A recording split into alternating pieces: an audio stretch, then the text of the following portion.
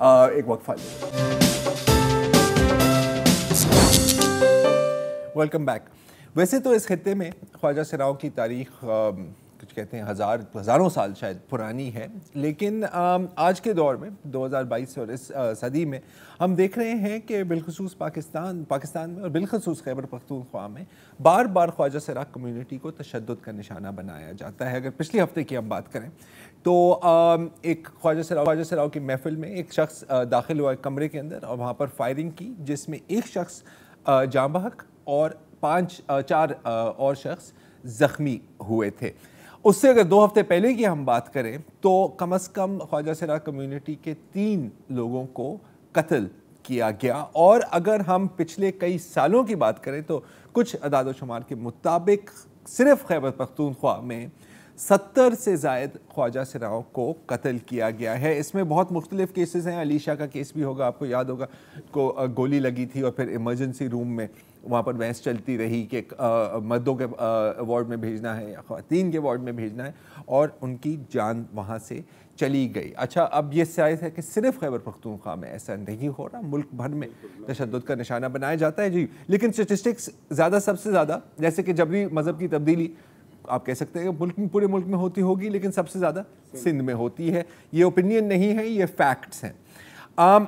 जाहिर है कि जैसे मैं कह रहा था कि और जगहों में भी होती है, और अभी हाल में ही इनफैक्ट कुछ दिन कबल रावलपिंडी में एक रावलपिंडी प्रेस क्लब के बाहर एक मुजाहरा भी हुआ था और ख्वाजा सरा कम्युनिटी की तरफ से, और उनके यही डिमांड थी, रिक्वेस्ट थी, जो भी आप कहना चाहें, कि इंसाफ मिलना चाहिए और तहफ़्फ़ुज़, ये 2 थी।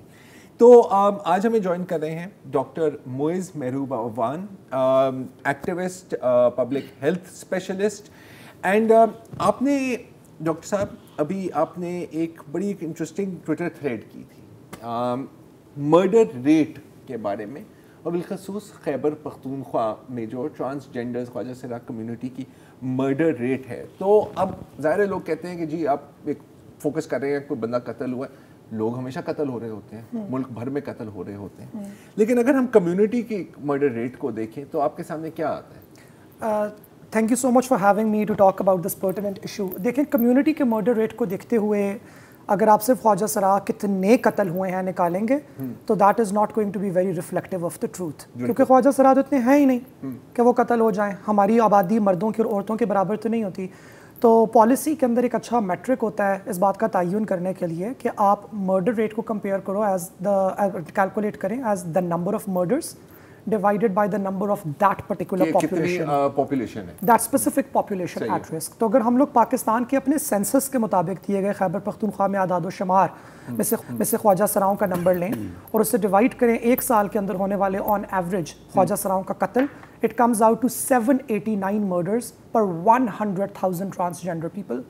यानी कि अगर इस सूबे के अंदर 1 लाख ख्वाजा सरा मौजूद हैं तो उनमें से 790 तो कत्ल होंगे ही होंगे कम से कम।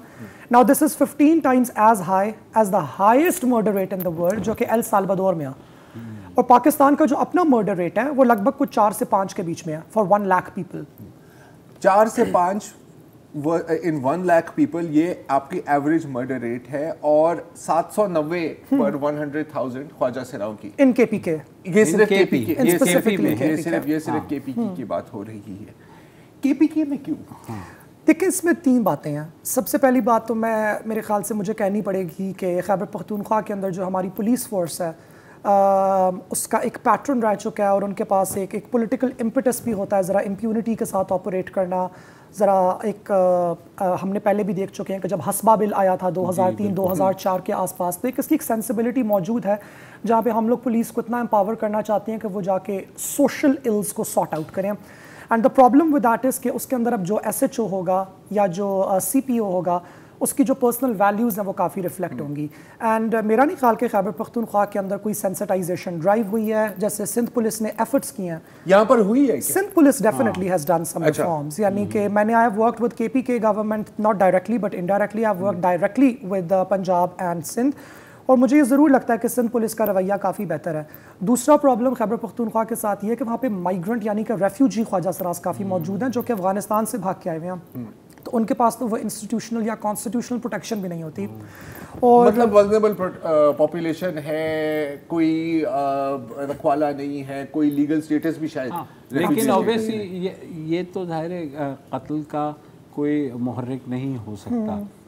बिल्कुल वल्नरेबल ज़रूर हैं, लेकिन उस सोसाइटी के बारे में जो आपने बात की आम, इसका मतलब है कि वो ख्वाजा सिराओं को शायद इंसान नहीं समझते। वो उनको एक मेरे ख्याल से एक जिनसी ऑब्जेक्ट समझते हैं।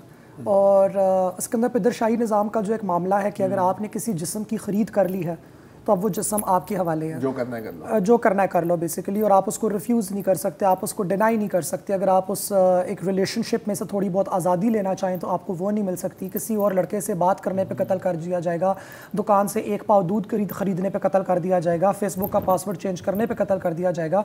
अब इंटीमेट पार्टनर वायलेंस तो एक हेट्रोसेक्सुअल मैरिटल रिलेशनशिप के अंदर पाकिस्तान के अंदर वो भी कवर्ड नहीं है।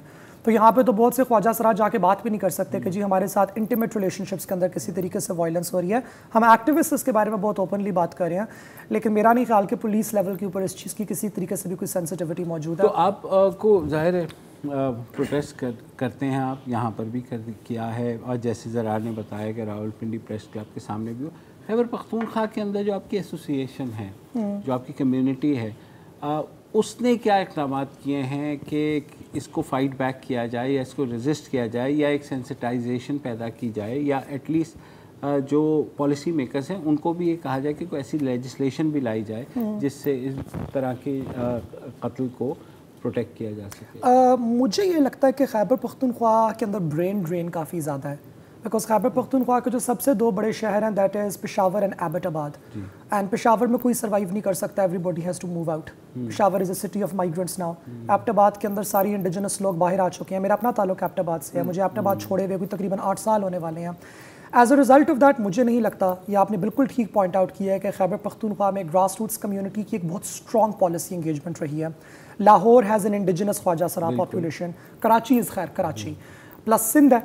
सिंध के अंदर एक फ़कीरी का, एक ख्वाजा सराइयत का निज़ाम हमेशा से मौजूद था, सूफीज़म मौजूद है, तो हमारे पास एक इंगेजमेंट हो सकती है। KPK के अंदर that is not the case. कोई प्रोविंशियल लेजिस्लेशन ना ड्राफ्ट हुई है, ना उसको किसी ने टेबल किया है। एंड पता नहीं मुझे ये बात कहनी चाहिए कि नहीं, लेकिन it's quite ironic that political parties जिनकी बाकी सूबों के अंदर एक बहुत प्रोग्रेसिव या क्वाज़ाई लिबरल सेंसिबिलिटी होती है, खैबर पख्तूनख्वा के अंदर नहीं होती। ANP की बात करें यहाँ पे ANP की भी बात हो रही है और पाकिस्तान पीपल्स पार्टी की भी बात हो रही है। सारी वहाँ पर जितनी जमातें, मतलब ऑल पॉलिटिक्स इज लोकल ना। All politics is not just local, it is also very patriarchal. उसके अंदर आप औरत को आगे नहीं कर रहे, उसके अंदर आप ख्वाजा सरा को आगे नहीं कर रहे, क्योंकि आपको लगता है कि जी आपको किसी किस्म का एक लेबल दे दिया जाएगा, एक स्टेटमेंट नहीं आई। अच्छा, अब मुझे बात बताएं, अब आपने बात की पुलिस की, माना कि पुलिस की सेंसिटाइजेशन नहीं हुई। अगर सेंसिटाइजेशन नहीं हुई तो क्या हुआ? I mean in the sense के अगर मैं इसको एक तरह से देखूं, कत्ल तो कत्ल है ना, फिर भी राइट, एक फिर भी एक जुर्म है, मर्द का हो, खातून का हो, ख्वाजा सरा का हो, जिसका जानवर का भी हो, तो मतलब उसकी भी एक सज़ा तो कहीं ना कहीं होती है। तो सेंसिटाइजेशन इसके साथ कैसे लिंक करता है? क्योंकि देखिए वो तो उस वक्त आएगी ना जब कत्ल हो गया, बंदे को पकड़ा नहीं पकड़ा, किस तरह आपने इन्वेस्टिगेट किया, कितनी सेंसिटिविटी के साथ किया, वो अपनी जगह। इतने कत्ल होते क्यों हैं वहाँ पर? मैं ये समझना चाह रहा हूँ, ये किस किस्म की वायलेंस है? मतलब प्योर हेट वायलेंस है या इंटीमेट जिसको बीला वायलेंस भी कहा जाता है, उस पर भी हम ये आएंगे। तो अगर कोई एक वजह तो शायद मुश्किल ही हो, बिल्कुल, लेकिन क्या किस तरफ आप पॉइंट करेंगे? सिर्फ पेट्रियार्की की? आई विश कि मैं इस बात का एक बहुत कॉन्क्रीट जवाब दे सकती, क्योंकि मैंने 2 दफ़ा इस मामले को पाकिस्तान के अंदर स्टडी करने की कोशिश किया और मैंने इसके लिए किसी बाहर की डोनर एजेंसी का सहारा नहीं लिया। मैंने लोकल फेमिनिस्ट रिसर्च फंड्स को राइट किया था कि आप मुझे प्लीज़ इस मामले को स्टडी करने दें।